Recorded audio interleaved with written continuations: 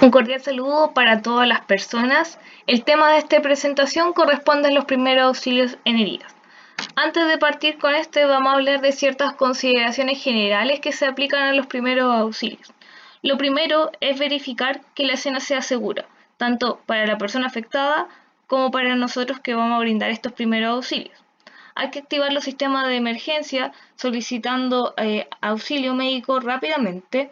No hay que actuar precipitadamente y algo súper importante es mantener la temperatura corporal estable de la persona afectada, sobre todo ante heridas y quemaduras que puede haber la pérdida de una gran cantidad de sangre o fluido, lo que puede llevar a que haya una desregulación de la temperatura, lo que puede traer consecuencias fatales para la persona. Tampoco hay que suministrar líquidos o alimentos, se debe mantener al público alejado y nunca abandonar a la persona accidentada y obviamente mantener la calma para así no aumentar su estrés. Todo esto con tal de poder brindarle la mejor atención posible en el momento. Acá pueden ver la lista de contenidos que se va a tratar de abarcar dentro de la presentación, desde lo que es la definición, los mecanismos de la lesión, los pasos a seguir, ciertas consideraciones puntuales y lo que no se debe hacer o más bien evitar. ¿Qué es una herida? La herida es una disrupción, la pérdida de continuidad de estructuras anatómicas y o funcionales y que puede ser causada por un agente físico, químico o térmico. En palabras más simples, es una lesión que se produce en nuestros tejidos por ciertos agentes. Como pueden ver acá, hicimos una lista de los agentes que son más comunes, como lo que es el arma blanca, el arma de fuego, un objeto contuso, la mordedura de un animal, el agente químico o térmico. Ahora, en cuanto al mecanismo de lesión, el mecanismo de producción de una herida va a ser de gran importancia, ya que esto se va a relacionar con el manejo de la misma. Van a haber heridas cortantes, como observan acá en la primera imagen, que van a ser de bordes netos, es decir, bien definidos, y va a haber un escaso halo de daño al tejido circundante. Las heridas punzantes, cuando se produce, por ejemplo, por la actuación de un cuerpo puntiagudo de forma más o menos cónica, va a predominar la que es la profundidad de esta herida por sobre la extensión que se puede observar como superficialmente.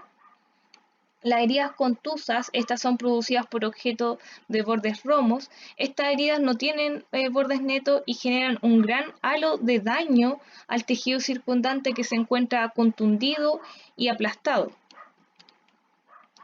En cuanto a las heridas abrasivas, acá existe una pérdida de capas superficiales de la piel, ya sea solo de la epidermis o de la epidermis y parte de la dermis por fricción. Es como una erosión que se produce en las capas de la piel. La herida avulsiva, estas son producidas por una especie de arrancamiento de un tejido, a diferencia de la de atracción, que estas son producidas por una fuerza más bien de aplastamiento. El colgajo, estas son heridas en que existe un amplio despegamiento de la piel, manteniendo su vascularización a expensas de un puente o pedículo.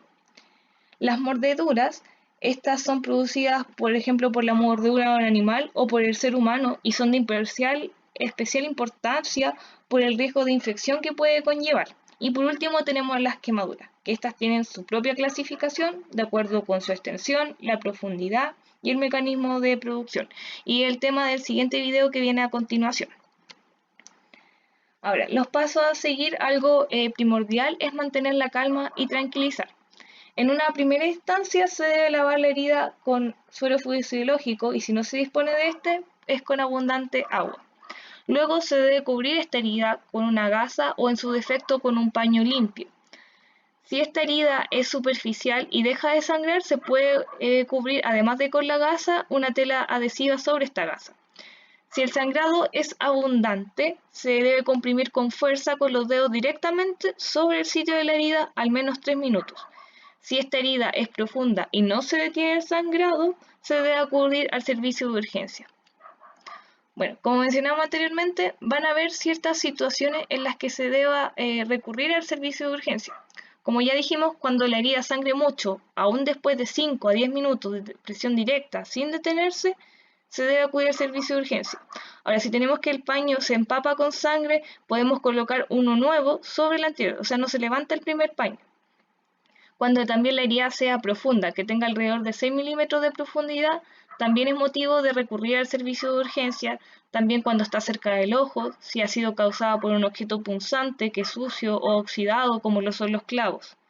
Si la herida tiene suciedad o piedra incrustada, cuando tenga bordes irregulares o separados, cuando es excesivamente dolorosa, o si con el correr de los días, por ejemplo, muestra ciertos signos de infección como es un calor en la zona de la herida, un enrojecimiento, la hinchazón o drenaje de pus, o las costras que van aumentando su tamaño. Cuando también la herida no termina de cicatrizar después de 10 días, o la persona presenta fiebre que no está asociada a otro tipo de síntomas, por ejemplo, a lo que es un resfrío. Ante todas estas situaciones se debe recurrir al servicio de urgencia. Ahora, hay ciertas consideraciones importantes que se deben tener en cuenta en algunos tipos de heridas. Por ejemplo, en las heridas sangrantes, frente al corte se debe mantener la compresión de la zona que está sangrando hasta que se reciba la atención especializada. En cuanto a la herida erosiva, acá es importante que en este tipo de heridas se realice un aseo profundo con soluciones estériles como el suero fisiológico para así evitar infecciones y a largo plazo las cicatrices en la piel. Acá es importante mencionar que este aseo profundo debe ser realizado por personal de salud, ya que puede requerir de anestesia por el dolor que produce este procedimiento. Acá en este procedimiento se remueve lo que es la tierra y otras partículas de herida y se puede recomendar la aplicación de ciertos desinfectantes una vez limpia la lesión. Sin embargo, estos desinfectantes deben aplicarse en los bordes de la herida para así evitar que gérmenes y bacterias ingresen a ella. Algunas erosiones también pueden requerir una curación y una cobertura especial para evitar infecciones y facilitar la recuperación. Pero recalcar sobre todo que estos procedimientos de aseo profundo deben ser realizados por personal de salud. Ahora, en cuanto a las heridas punzantes, estas pueden ser de un diámetro pequeño y no necesariamente verse como graves. Sin embargo, generalmente van a requerir un tratamiento médico, ya que pueden infectarse fácilmente, dado que la suciedad y los gérmenes van a penetrar de manera profunda hasta los tejidos. Y por último tenemos las acciones que se deben evitar o que simplemente no se deben realizar. Frente a una herida, frente a una herida menor, no podemos suponer que ésta está limpia porque no se pueden ver, por ejemplo, desechos ni suciedad que están dentro de ellas. Por eso siempre se debe lavar. Tampoco se debe respirar sobre la herida porque obviamente en el aire hay muchos microorganismos y la podríamos estar infectando. No hay que tratar de limpiar la herida extensa, especialmente después de que el sangrado ya está bajo control.